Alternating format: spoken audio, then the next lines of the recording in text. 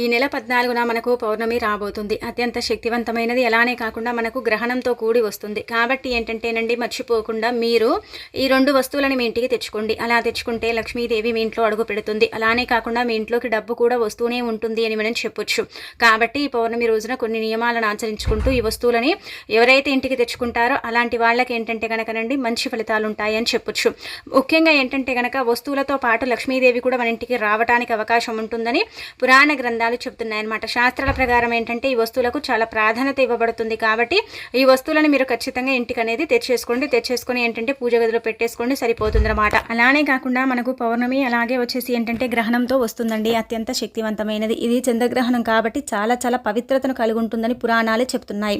అందుకు తోడు ఇంకొకటి ఏంటంటే కనుక ముఖ్యంగా అండి మనకు శుక్రవారం రోజున పౌర్ణమి వస్తుంది. అంటే హోలీ పౌర్ణమి. అందరూ కూడా ఏంటంటేనండి చిన్న పెద్ద తేడా లేకుండా హోలీని సెలబ్రేషన్ చేసుకుంటాము. అంటే ప్రతి ఒక్కరు కూడా చక్కగా రంగులతో ఏంటంటే మనము అంటే నిండిపోతూ ఉంటామని చెప్పొచ్చు. చాలా చోట్ల కూడా హోలీని సెలబ్రేషన్ చేసుకోవటం. అలానే కాకుండా హోలీని కొన్ని చోట్ల మనం చూస్తూ ఉంటామండి, చక్కగా ఎంజాయ్ చేస్తూ హోలీ పండుగను జరుపుకుంటారు. కానీ ఇదే రోజు మనకు గ్రహణంతో కూడి వస్తుందన్నమాట. అలా రావటం ఏంటంటే చాలా విశేషమని మనకు పండితులు చెబుతున్నారు. కాబట్టి మీరేంటంటే కనుక గ్రహణ నియమాలు ఖచ్చితంగా ఆచరించాలి. అలా గనక మీరు ఆచరించకపోతే ఏంటంటే కనుక జాతక దోషాలు ఏర్పడతాయి. జాతకం అంతా కూడా తలకిందులుగా మారిపోతుంది. జాతకంలో ఎన్నో ఇబ్బందులు సమస్యలు వస్తాయన్నమాట. అందుకే మీరు ఏం చేయండి అంటే కనుకనండి గ్రహణం రోజు కొన్ని నియమాలు ఆచరించాలి. అంటే ఇందులో మనకు శుక్రవారం కూడా వస్తుంది కాబట్టి కొన్ని నియమాలను ఆచరించుకుంటూ చక్కగా ఈ పరిహారాలు చేసుకుంటే సరిపోతుందండి. మీరు ఏంటంటే ఉదయాన్నే లేవటం, శుచిగా స్నాన కార్యక్రమాలు చేసుకోవాలి, ఇంటిని శుభ్రం చేసుకోవాలి, ఇంట్లో పసుపు నీళ్ళు చల్లుకోవాలి. గ్రహణం అనేది మనకి ఏంటంటే కనుక ఉదయం అండి మనకు చూసుకున్నట్టయితే ఉదయం పూటే ఏర్పడుతుంది అనమాట గ్రహణం. ఈ గ్రహణం ఏంటంటే చాలా శక్తివంతమైనదని చెప్పొచ్చు. చంద్రగ్రహణం కాబట్టి చంద్రుడు ఏంటంటే మనకు ఉదయం పూట కనిపించడు కాబట్టి ఈ గ్రహణం అనేది మనకు కనిపించదు. కాకపోతే దీని నియమాలను ఖచ్చితంగా ఆచరించాలని వేద పండితులు చెప్పడం జరుగుతుందన్నమాట. అందుకే మీరు ఈ రోజున ఇలా స్నాన కార్యక్రమాలు చేసుకోండి. ఉదయం చేసే పూజ కన్నా సాయంత్రం చేసే పూజకు చాలా ప్రాధాన్యత ఉంటుంది. ఈ గ్రహణం ఏంటంటే కనుక 6 గంటల నుంచి అంటే మొదలుకొని మనకు మధ్యాహ్నం వరకు గ్రహణం అనేది ఏర్పడుతుందన్నమాట. గ్రహణం ఇక్కడ కాదు, మనకేంటంటే ఇలా ఏంటంటేనండి బయటి దేశాలలో కనిపిస్తుందన్నమాట. ఆఫ్రికా అలానే కాకుండా అమెరికా, ఉత్తర కొరియా, దక్షిణ కొరియా అలాంటి ప్రదేశాలలో మాత్రమే ఈ గ్రహణం అనేది కనిపిస్తుంది. ఇంకా అలానే కాకుండా ఏంటంటే కనుక ఈ గ్రహణం ఎఫెక్ట్ అనేది మనకేంటంటే జాతకాల పరంగా కూడా ఉంటుందండి. అంటే ఇప్పుడు మనకు రాశుల వారిని బట్టి కూడా ఈ యొక్క గ్రహణం ఎఫెక్ట్ అనేది ఉంటుందన్నమాట. కాబట్టి మీరేంటంటే కనుక వీలుంటే దగ్గరలో ఉండే ఆలయానికి వెళ్ళటం, అభిషేకం చేసుకోవటం, అలానే వచ్చేసి ఇంట్లో పూజ చేసుకోవటం, లక్ష్మీదేవిని నిష్ట నియమాలతో ఆచరించుకోవటం, అంటే ఇలా పూజించుకోవటం, ఇలాంటివి చిన్న చిన్న నియమాలు ఆచరించుకోవడం చేసుకోండి. ఉదయాన్నే లేచి ఇలా ఏంటంటే కనుక మీరు గుమ్మానికి పసుపు రాసి కుంకుమతో బొట్టు పెట్టుకోండి. శుక్రవారం కాబట్టి ఖచ్చితంగా చేసుకుంటాం. వాకిట్లో ముగ్గు పెట్టుకుంటాం. అలా పెట్టుకొని స్నానం చేయండి. స్త్రీలు స్నానం చేసేటప్పుడు పసుపుని శరీరానికి పట్టించి స్నానం చేస్తే చాలా మంచిది. ఇలా చేసిన తర్వాత ఇల్లంతా కూడా పసుపు నీళ్లు చల్లుకోండి. చల్లేసుకున్న తర్వాత మీ ఇంట్లో ఉండే పూజ గదిలో లక్ష్మీదేవి పటానికి మీ దగ్గర ఉండే పుష్పాలన్నీ కూడా సమర్పించుకోండి. వీలుంటే కొబ్బరికాయ కొట్టవచ్చు, అంటే అమ్మవారి పటాన్ని క్లీన్ చేసుకోవచ్చు. శుక్రవారం కాబట్టి మీరు పూజ గదిని క్లీన్ చేయకండి. ఎందుకంటే పూజ గదిని క్లీన్ చేసుకుంటే మన ఇంట్లో ఉండే లక్ష్మీదేవి బయటికి వెళ్ళిపోతుంది. కాబట్టి శుక్రవారం ఎట్టి పరిస్థితుల్లో కూడా పూజ గదిని క్లీన్ చేయకూడదు. అంతటి ముందు రోజు అంటే గురువారం చేసుకోండి, శనివారం చేయండి, కానీ శుక్రవారం చేయకూడదండి. ఇక ఆ తర్వాత ఏంటంటే కనుక లక్ష్మీదేవి పటాన్ని మనం తుడిచేసుకుంటే అంటే ఇలా క్లీన్ చేసుకుంటే సరిపోతుంది. ఇలా తుడిచిన తర్వాత అమ్మవారి పటానికి మీ దగ్గర ఉండే పుష్పాలతో అలంకరణ చేసుకోండి. అలంకరించుకొని దీపారాధన చేయండి. మీ శక్తి కొలదండి. నువ్వుల నూనెతో కానీ ఆవునేతితో కానీ దీపం పెట్టుకోండి. అలా పెట్టేసిన తర్వాత మీరు ఒకవేళ కొబ్బరికాయ కొట్టాలనుకుంటే కొబ్బరికాయను కొట్టండి. లేదంటే కనుక నార్మల్గా దీపం పెట్టిన తర్వాత చిన్న బెల్లం ముక్కని కూడా మీరు నైవేద్యంగా పెట్టవచ్చు. పంచదారను కూడా మీరు నైవేద్యంగా పెట్టేసుకోవచ్చు. అలా కూడా లక్ష్మీదేవి అనుగ్రహం కలుగుతుందన్నమాట. ఇంట్లో ఈ విధంగా పూజ చేసుకుని తులసి కోట దగ్గర కూడా ఏంటంటే కనుక దీపం వెలిగించుకోండి. దీపం వెలిగించి మీరు నమస్కారం చేసుకుని తులసి చెట్టు చుట్టూ ఒక 3 లేదా 5 ప్రదక్షిణలు చేసుకుంటే సరిపోతుంది. లక్ష్మీదేవి అనుగ్రహం కలుగుతుందన్నమాట. ఇలా ఇంట్లో సింపుల్గా పూజ చేసుకుని ఆ తర్వాత హోలీ సెలబ్రేషన్ చేసుకోండి. మళ్ళీ మీరు స్నాన కార్యక్రమాలు ఆచరించుకుని ఆ తర్వాత ఏంటంటే కనుకనండి చక్కగా ఉతికిన బట్టలు ధరించి సాయంత్రం కూడా మళ్ళీ యాజ్ ఇట్ ఈస్గా దీపారాధన చేసుకోండి.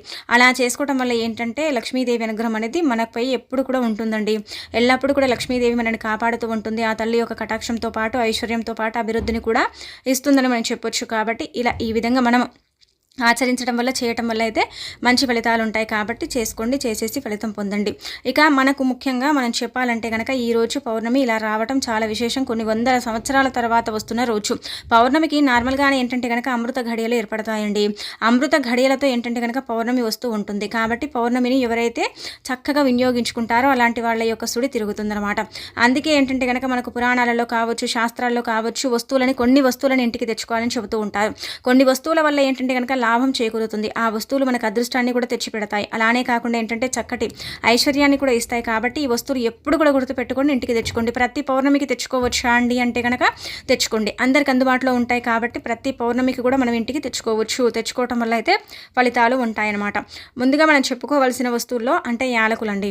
యాలకులు ఎంతలా పనిచేస్తాయి, ఎంతలా మనకి ఏంటంటే కనుక అదృష్టాన్ని తెచ్చి పెడతాయి అంటే కనుక మన అదృష్టాన్ని ఆపటం ఇక ఎవ్వరి తరం కాదండి. యాలకులు తప్పనిసరిగా మన ఇళ్లలో ఉండాలి. యాలకులు తెచ్చుకోవాలి. ఈరోజు యాలకులు తెచ్చుకొని మీరు అంటే ఉదయం పెట్టేటప్పుడు దీపంలో ఒకవేళ వేయలేకపోతే సాయంత్రం పెట్టే దీపంలో ఒక యాలకాయని వేసుకొని పెట్టుకోండి. ధన ద్వారాలు తెచ్చుకొని ధనం రావడంతో పాటు అభివృద్ధి కూడా ఉంటుందన్నమాట. ఎదుగుదలను చూస్తే మీరే ఆశ్చర్యపోతారు. లక్ష్మీ కటాక్షంతో పాటు ఆ తల్లి అనుగ్రహం కూడా కలుగుతుందని చెప్పొచ్చు. అందుకే యాలకులను శాస్త్రాల్లో అంటే చాలా అంటే గొప్పగా పోలుస్తూ ఉంటారు. అమ్మవారికి అంకితం చేయబడతాయన్నమాట యాలకులు.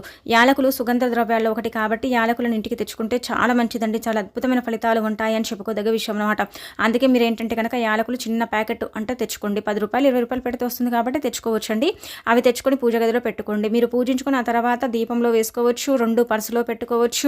లేదంటే కనుక 5 పూజించుకొని మనం బీరువాలో పెట్టుకోవచ్చు. తెచ్చుకున్న యాలకులతోనే 21 మాలకులు అంటే 21 యాలకులు తీసుకొని మాలలాగా మనం తయారు చేసుకుని ఆ దండ అమ్మవారికి సమర్పించవచ్చు. అలా సమర్పించిన తర్వాత కూడా అమ్మవారి మెడలో నుంచి ఆ యాలకుల దండని తీసి యాలకుల మాలని మనం ధనం దాచే చోట దాచుకోవచ్చు. వ్యాపారం చేసే సంస్థల్లో కూడా పెట్టుకోవచ్చు అనమాట. అలా కూడా ఫలితాలు ఉంటాయి. కాబట్టి ఈ విధంగా ఏంటంటే సింపుల్గా యాలకులు తెచ్చేసుకొని పూజించుకోవచ్చు. ఇలా అమ్మవారికి అంకితం చేయొచ్చు అనమాట. అందుకే మీరేంటంటే కనుక యాలకులు తెచ్చుకోండి. లేదండి మా ఇంట్లో యాలకులు ఉన్నాయంటే కనుక మీరు అంటే వదిలేసుకోండి. యాలకులు తెచ్చిన తర్వాత పూజ గదిలో పెట్టి పూజించుకున్న తర్వాత ఆ యాలకులను ఏంటంటే కనుక మనం వంటల్లో కూడా వాడుకోవచ్చండి. ఏం కాదనమాట. కానీ తేగాని మనం ఏంటంటే వాడకూడదు. తెచ్చిన తర్వాత అమ్మవారి పటం ముందు పెట్టిన తర్వాత మనం వాడుకుంటే చాలా మంచిదని మనకేంటంటే పరిహార శాస్త్రంలో కూడా చెప్పబడుతుంది అనమాట. అందుకే ఇలా చేసేసుకోండి. చేసేసి ఫలితం పొందండి. ఇంకొకటి ఏంటంటే కనుక రెండో వస్తువు అండి. మీరు గుర్తుపెట్టుకోండి. ఇందులో మనం 3 చెప్పుకుంటాం. ఆ 3 మీరు 2 తెచ్చుకోండి చాలు. మీకు అందుబాటులో ఉండేటివి సరిపోతాయి అనమాట. రెండో వస్తువు వచ్చేసి పసుపు అండి.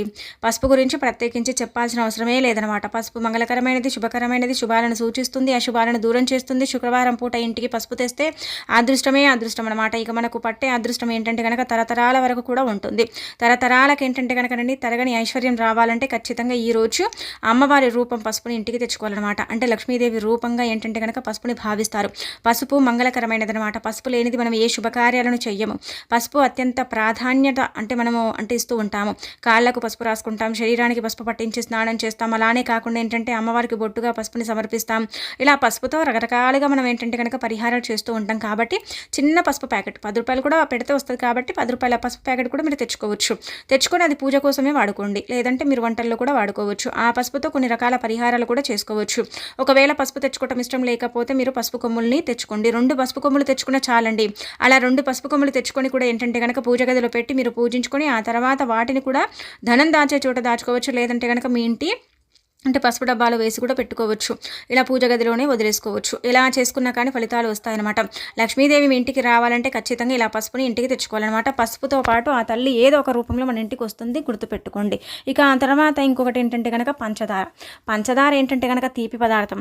మనం ఏంటంటేనండి చాలా వరకు కూడా చేదు అంటే వార్తలు వింటూ ఉంటాము. చేదుగా ఏంటంటే కనుక వార్తలు వినటంతో పాటు అన్ని అపశకునాలే.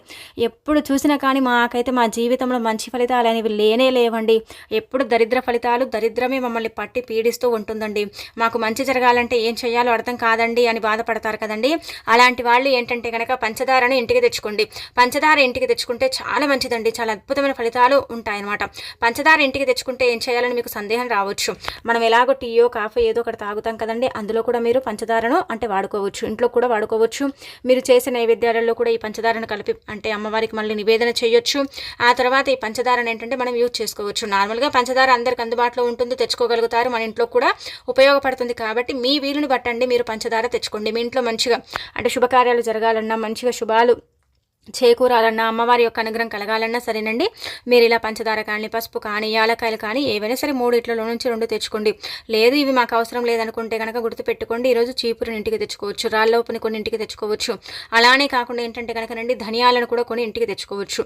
అవి కూడా ఏంటంటే శుభ ఫలితాలను ఇచ్చే వస్తువులే కాబట్టి వాటిని కూడా మనం ఇంటికి తెచ్చుకోవటం వల్ల అయితే మంచి ఫలితాలను అయితే మనం చూడగలుగుతామన్నమాట.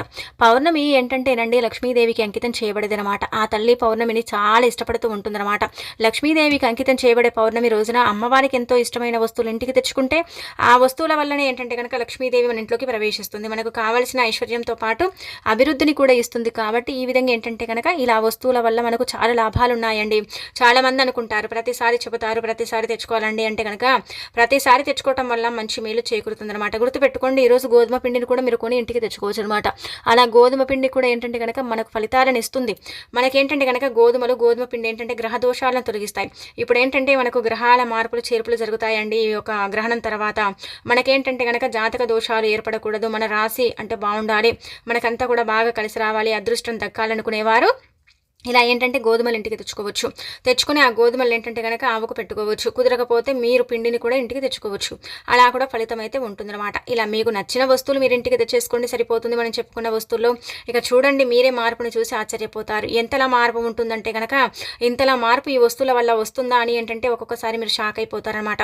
అంత చక్కగా ఉంటుందండి. కాబట్టి నమ్మకంతో అండి, మీరు ఏ తెచ్చుకున్నా కానీ నమ్మకంతో తెచ్చుకోండి, మీకే మంచి ఫలితం అనేది వస్తుందన్నమాట. ఆ ఫలితాన్ని చూసేసి మీరేంటంటే షాక్ అయిపోతారనమాట. పౌర్ణమి రోజున ఏంటంటే నల్లటి వస్త్రాలను ధరించకండి, దూర ప్రయాణాలు చేయకండి.